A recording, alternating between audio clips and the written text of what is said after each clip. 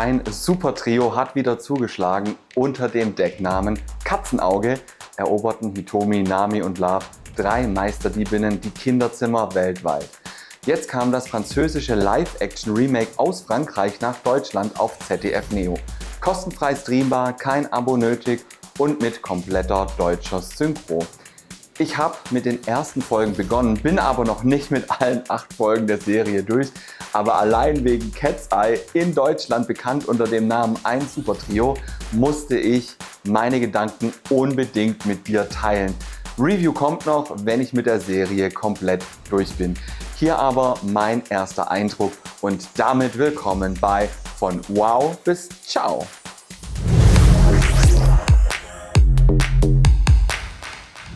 Da sagt man, nachts sind alle Katzen grau. Wer das behauptet, kennt die 3 nicht. So ging es mir gestern kurz nach 22 Uhr tatsächlich, als würde ich die 3 wirklich nicht kennen. Aber come on, ich kenne sie natürlich. Ich lag auf der Couch, habe abends Fernsehen geguckt und nebenbei ein bisschen recherchiert. Ja, vom Second Screen kann man halten, was man will. Und dann habe ich in meinem Feed bei ZDF Neo irgendwas gesehen und dachte mir so, okay, es kommt dir irgendwie bekannt vor. Instagram, Werbung von ZDF, ja, es war wirklich eine Instagram-Anzeige. Und ich dachte mir mal so, okay, irgendwie kommt es mir bekannt vor. Also wieder hochgescrollt, mir das Bild angeschaut und gedacht, das hat irgendwie Ähnlichkeit mit Katzenauge. Also habe ich hier schier einen Herzinfarkt bekommen, bin von der Couch aufgesprungen, denn mir wurde plötzlich bewusst, es geht tatsächlich um die Live-Action-Serie zu Cat's Eye.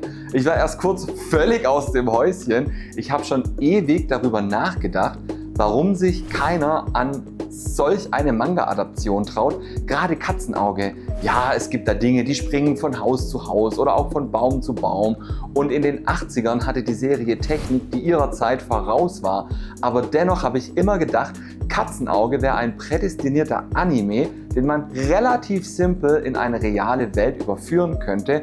Einfach aus dem Grund, weil es keine Magie gibt, die Charaktere sehen normal aus, haben keine bunten Haare, keine krassen Frisuren oder auch Kleidung, die man im Alltag so nicht tragen würde. Die Kostüme waren also relativ simpel und man hätte alles easy umsetzen können. Dazu kommt ein Plot, der relativ realistisch gehalten ist. Frankreich bzw. das Produktionsstudio Big Band Story und TV1 Production haben sich jetzt tatsächlich getraut, das umzusetzen. Lupin auf Netflix war ja auch, ich weiß gar nicht, was Lupin ursprünglich war. Ich glaube, das ist auch ein Anime, aber stammt aus einem Roman. Und es gab ja auch vor kurzem ein Crossover, Lupin 3 vs. Cat's Eye. Als ich gehört habe, die machen jetzt sowas wie Lupin auf Netflix, aber nur mit Cat's Eye, dachte ich mir, richtig gut, wird auch Zeit. Gestern Abend habe ich dann sofort reinschauen müssen, mir die erste Folge angesehen und muss jetzt aber zugeben, ich war kurz ernüchtert. Warum, das verrate ich gleich. Jetzt kann man natürlich sagen, auf der einen Seite ja gut, wenn sich endlich jemand an so ein Projekt rantraut. Auf der anderen Seite die Frage, kann die Adaption die Erwartungen erfüllen? Jedenfalls habe ich schon vor einiger Zeit, ich glaube das war letztes Jahr, ein Titelbild oder Poster gesehen mit der Überschrift Cat's Eyes. Das war auf Social Media. Ich habe dann noch ein bisschen recherchiert, aber nicht wirklich was gefunden. Und es hieß nur, Frankreich plant Katzenauge oder halt ein Supertrio als Live-Action-Serie zu veröffentlichen. Ich habe es dann noch einem YouTuber, also einem Anime-YouTuber geschickt und habe seitdem aber nichts mehr gehört. Also jetzt nicht von dem YouTuber, der hat mir geantwortet, sondern eher von dieser Adaption, also von der Serie allgemein. Jetzt war es zwar spät gestern, aber ich musste unbedingt reinschauen. Eine Fallakte kann ich zum jetzigen Zeitpunkt noch nicht eröffnen, weil ich halt noch nicht alle 8 Folgen der Serie gesehen habe. Aber wie gesagt, ich wollte unbedingt meine Gedanken dazu mit dir teilen und meinen ersten Eindruck.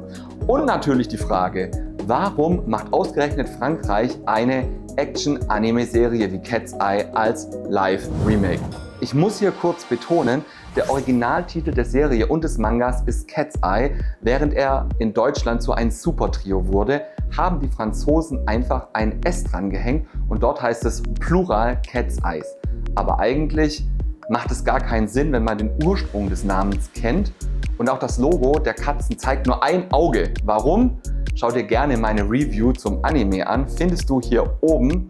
Auf jeden Fall ist ein Super Trio ein Kult-Anime, der jetzt als französisches Live-Action-Remake neu aufgelegt wurde. Man muss einen Schritt zurückgehen. Katzenauge gibt es ja als Anime und ich liebe den heute noch. Er ist aber relativ alt. 83 kam Staffel 1, also 83 auf 84, Staffel 1, 84 auf 85, dann Staffel 2. Bei uns in Deutschland wurde der Anime aber erst 1995 veröffentlicht und der Manga von Tsukasa Hojo hat es bis jetzt noch nicht nach Deutschland geschafft, kommt aber vielleicht noch.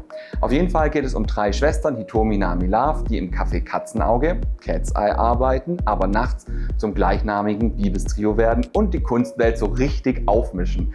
Ihr Ziel ist es, die Sammlung ihres Vaters Michael Heinz wiederherzustellen. Michael Heinz ist ein deutscher Maler und hatte eine Kunstsammlung. In der NS-Zeit ist er aber spurlos und auf mysteriöse Weise verschwunden. Die Katzen, die haben teilweise an den Kunstwerken des Vaters mitgearbeitet. Also in der deutschen Synchro nennt man die 3 immer die Katzen. Also die Katzen haben teilweise an den Kunstwerken mitgearbeitet und die wollen jetzt die Sammlung ihres Vaters wiederherstellen. In der Hoffnung, dadurch Hinweise auf sein Verschwinden zu finden und eventuell auch ihn wiederzufinden. In Deutschland haben wir bei einem Super Trio nicht einfach die französische Version bekommen, sondern das japanische Original, allerdings in einer für den Westen angepassten und gekürzten Fassung. Heißt, Bildmaterial kam aus Japan, aber mit ein paar Kürzungen und Änderungen, so wie es auch in Frankreich vorkam, weil viele Sender damals auf das gleiche internationale Masterband zurückgegriffen haben. War also kein direkter Import aus Frankreich, denn dort war ein Super Trio schon 9 Jahre vor Deutschland dran, nämlich 1986. Die Serie ist ja ein japanischer Anime und da heißen die 3 Schwestern Rui, Ai und Hitomi. Im Deutschen hat man das dann etwas angepasst. Hitomi blieb Hitomi, aus Rui wurde Nami und aus Ai wurde Love. Dabei ist die Anpassung im Deutschen genial. Warum? Auch da empfehle ich dir einfach meine Review zum Anime Ein Super Trio anzuschauen. Jedenfalls wurden im Französischen die Namen komplett angepasst.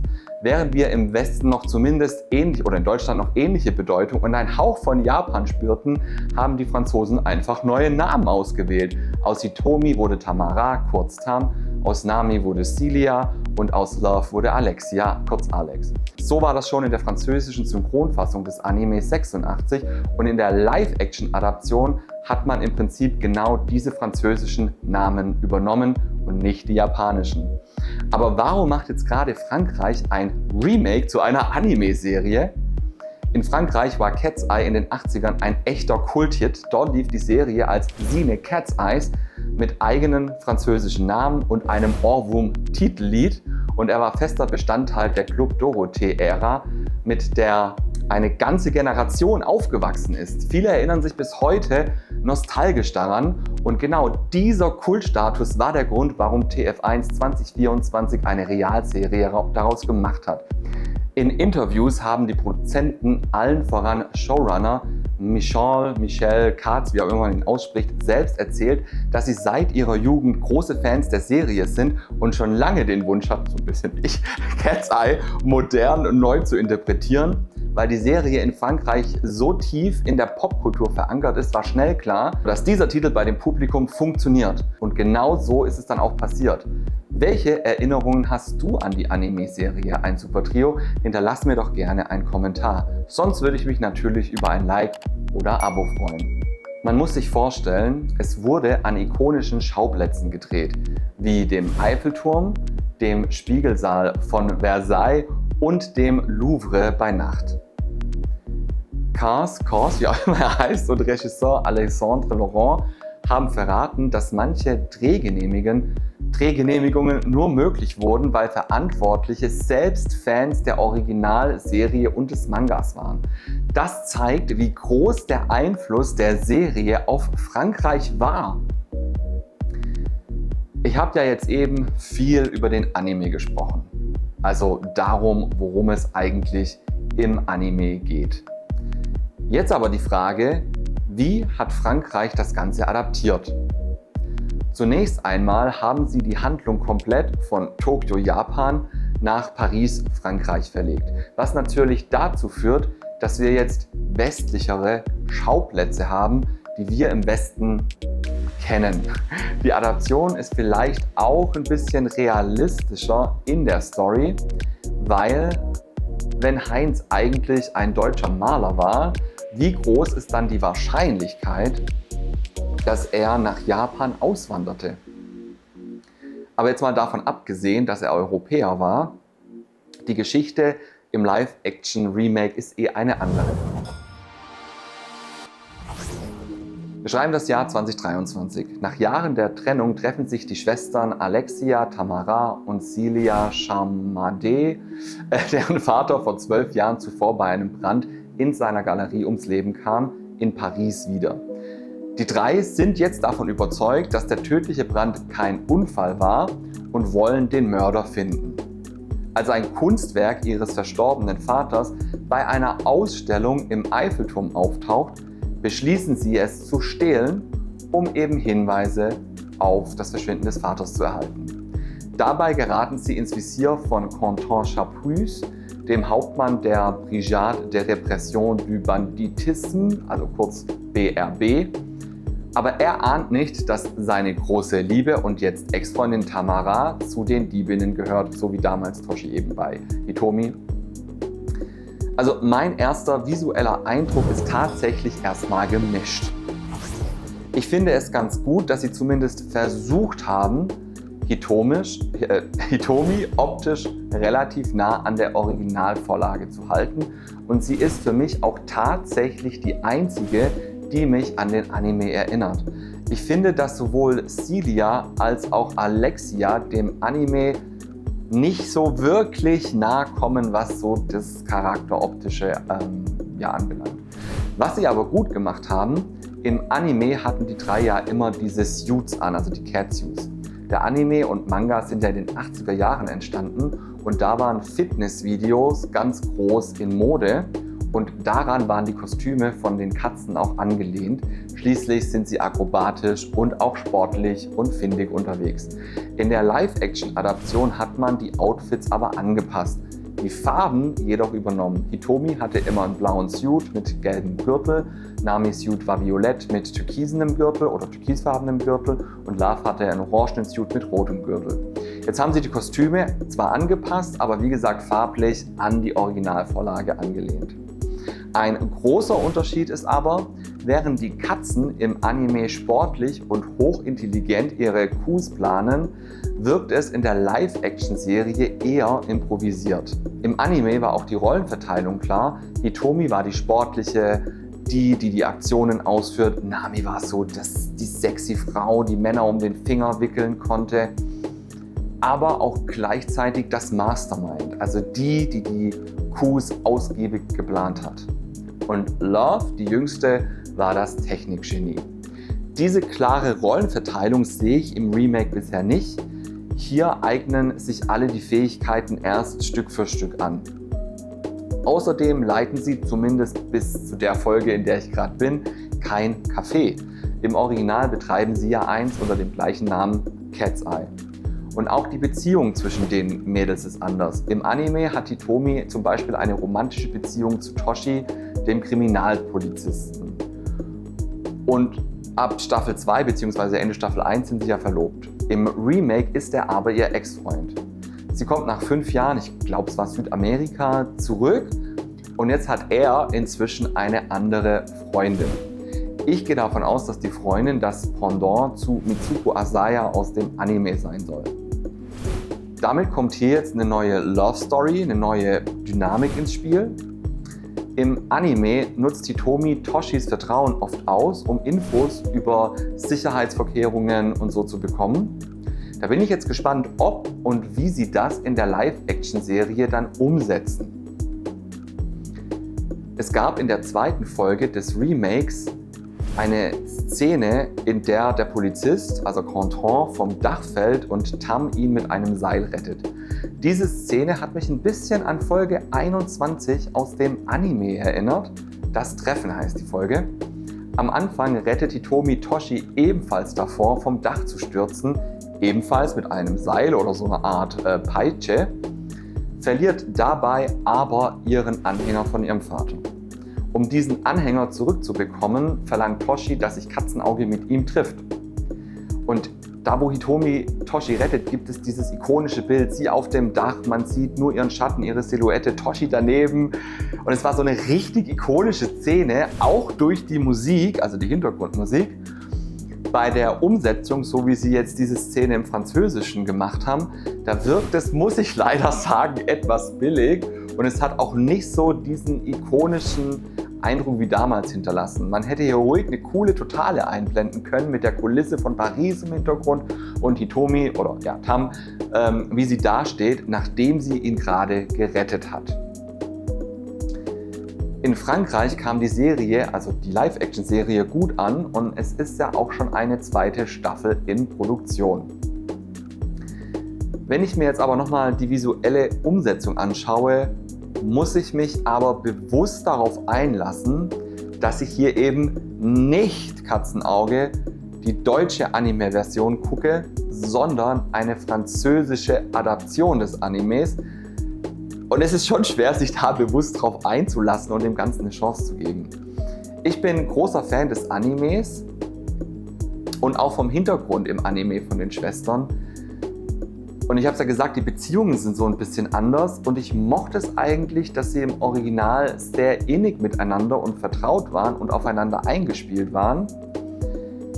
Ja, und das ist halt im Remake nicht. Und was bisher auch noch nicht vorkam, die Katzen hatten ja immer ihre coole Visitenkarte mit ihrem Logo, einem Katzenauge drauf, einem Auge. Die konnten sie immer, so würde ich es jetzt mal nennen, als Waffe benutzen. Sie haben die immer so geworfen wie so ein Ninja-Stern. Und haben sie dann auch genutzt, um ihre Raubzüge anzukündigen. Beide Elemente fehlen, die Karte und die Ankündigung. Dass man in der Live-Action-Serie wahrscheinlich die Visitenkarte nicht als Ninja-Stern einsetzt, kann ich verstehen. Das würde vermutlich nicht so funktionieren oder man wird es vielleicht auch nicht so abnehmen. Aber dass sie die Raubzüge bisher gar nicht ankündigen, ist natürlich eine ganz andere Richtung im Vergleich zum Original, weil sie im Original ja auch mediale Aufmerksamkeit erregen wollen. Man merkt teilweise auch, dass die Produktion eher günstig war, sage ich mal. Beispielsweise klettert Tam den Eiffelturm hoch und man sieht an den Haaren sofort, dass es ein Bluescreen ist. Die Bildqualität ist an sich jetzt nicht schlecht, wirkt aber eher wie eine Fernsehserie und nicht wie eine Netflix-Produktion.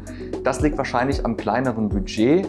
Es ist halt auch einfach eine TV-Serie und keine Streaming-Großproduktion. Das finde ich ein bisschen schade, denn aus einem Stoff so wie Cat's Eye hätte man einfach qualitativ wirklich noch mehr herausholen können. In der Live-Action-Serie bin ich gespannt, wie sich die Handlung jetzt noch so weiterentwickeln wird. Ich werde auf jeden Fall am Ball bleiben, weiterschauen.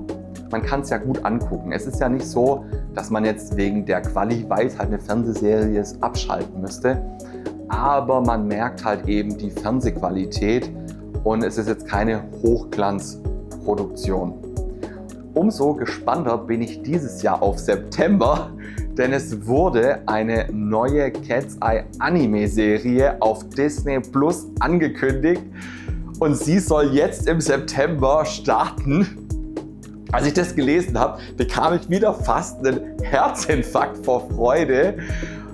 Ja, gleichzeitig auch ein bisschen Bedenken, aber ich habe schon erste Bilder gesehen und bin etwas ernüchtert vom Charakterdesign.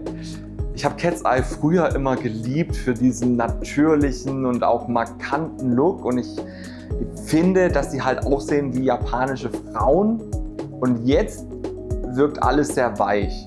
Trotzdem bin ich natürlich gespannt und gebe auch der neuen Anime-Serie auf Disney Plus eine Chance, weil ich Hitomi, Love und Nami einfach liebe. Zum neuen Anime bekommen wir auch das Original-Intro aus den 80ern in einer neuen, modernen Version zurück. Da gibt es auch schon ein Video zu, das verlinke ich euch unten in der Videobeschreibung. Das bringt uns jetzt generell zum Musik- und Sounddesign. Die Serie heißt in der französischen Version Sine Cat's Eye, also gezeichnet Katzenaugen. Und sie haben anders als in der deutschen Version nicht einfach das japanische Original genommen, das wir glücklicherweise spendiert bekamen, sondern eine eigene Version mit dem gleichen Titel Sine Cat's Eye. Ich weiß noch, damals gab es eine Seite für Anime-Fans, die hieß Pummeldex. Und auf Pummeldex konnte man sich noch mit ISDN damals einloggen und Original-Intros der Serie runterladen. Und da haben wir uns im Freundeskreis auch Katzenauge, die französische Version, also das Intro, runtergeladen. Und so kann ich den Titelsong wirklich schon länger und habe halt Sine Cat's Eye gehört. Ich fand, es war super witzig, weil eine Freundin von mir, die hat das Lied so abgefeiert, dass sie in ihrem Kinderzimmer immer dazu getanzt hat. Ja, daher muss ich fairerweise zugeben, dass das Lied ja wirklich nicht schlecht ist und sehr einprägsam und verständlich, dass es in Frankreich entscheidend zum Erfolg der Serie mit beigetragen hat. Oft waren es ja früher tatsächlich die Intro-Songs, die wirklich auch im Gedächtnis geblieben sind. Denken wir nur an Mila kann lachen wie die Sonne überm Fujiyama. Es waren einfach so einprägsame Songs und haben Serien oft auch nochmal mit aufgewertet. Und so war es auch bei Sine Cat's Eye in Frankreich. Das französisch geschriebene Intro kam halt, wie gesagt, extrem gut an. In Italien gab es beispielsweise eine eigene Produktion für die italienische und Version. In Deutschland haben wir, wie gesagt, das japanische Original in einer modernen 90er-Version bekommen. Was ich übrigens super genial finde, und dazu gehe ich auch noch mal näher in meiner Cat's Eye Anime Review ein. Bei Anime ist es ja oft so, dass das Hauptthema auch als Hintergrundmusik in der Serie wieder auftaucht. Das ist beim Remake jetzt allerdings nicht so. Ich finde, Musik spielt eine wichtige Rolle, schafft auch Emotionen, hat einen Wiedererkennungswert und einfach auch einen Nostalgiefaktor. Ich habe jetzt die französische Anime-Version zwar nicht gesehen und weiß daher gar nicht, ob sie damals in der 80er-Fassung also nicht den kompletten Score vielleicht angepasst haben, so wie es ja zum Beispiel bei Sailor Moon in den USA der Fall war. Hier wurde ja die komplette Musik neu gemacht. Aber in der Live-Action-Serie zu Sine Cat's Eye gibt es halt nicht die Original-Hintergrundmusik aus dem Anime. Stattdessen gibt es einen komplett eigenen Soundtrack, teilweise auch deutlich mit 80er-Vibes. Es gab jetzt in der ersten Folge auch eine Szene, die war dann tatsächlich so richtig typisch Cat's Eye. Hitomi, also beziehungsweise Tam, ich komme mit den neuen Namen noch nicht so ganz klar, versteckt sich in einem kleinen Raum im Eiffelturm und wirft eine Puppe hinaus, die mit einem Gleitschirm wegfliegt und dann in der Zen landet. Also so ein typisches Ablenkungsmanöver im klassischen Anime-Stil. In dieser Szene lief dann aber Take On Me von a-ha.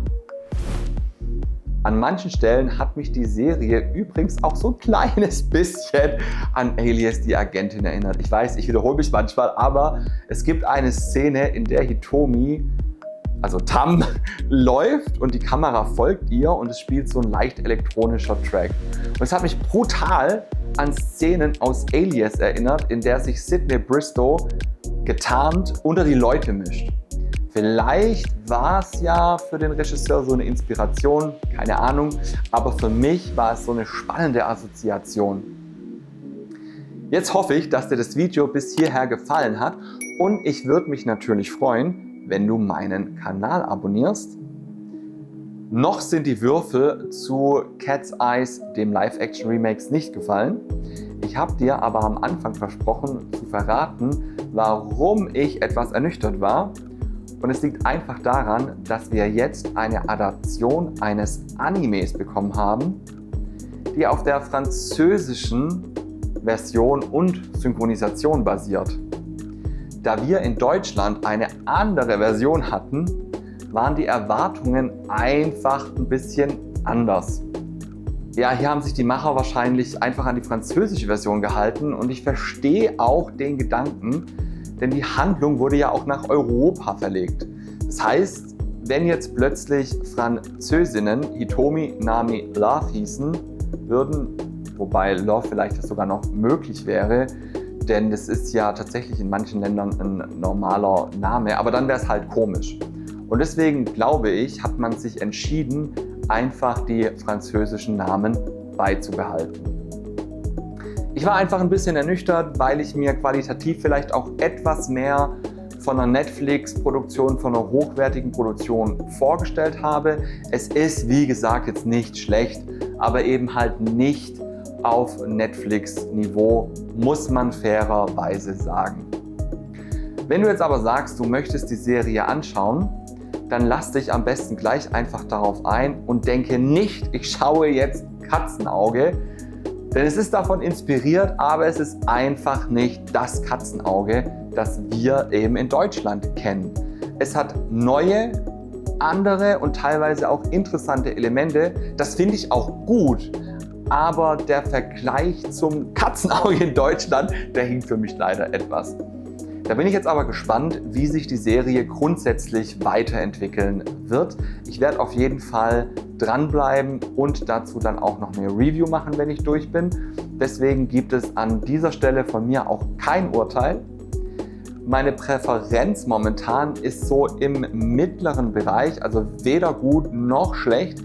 Das heißt, aktuell wäre ich auf dem Level von okay oder wie Lars sagen würde, okay. Schauen wir aber mal, wie sich die Serie eben, wie gesagt, noch entwickeln wird. Schau dir in der Zwischenzeit aber doch gerne einfach meine anderen Videos an. Ich habe schon öfter gesagt, dass du das Katzenauge-Review hier anschauen kannst. Ja, oder besser gesagt, ein Supertrio, ist immer verwirrend, Cat's Eye, ein Supertrio, Katzenauge, alles das gleiche. Aber du findest natürlich das Video und weitere Videos auf meinem Kanal. Schau gerne vorbei, abonniere den Kanal. Ich freue mich auf jeden Fall, wenn du beim nächsten Mal wieder dabei bist, wenn es heißt von Wow bis Ciao.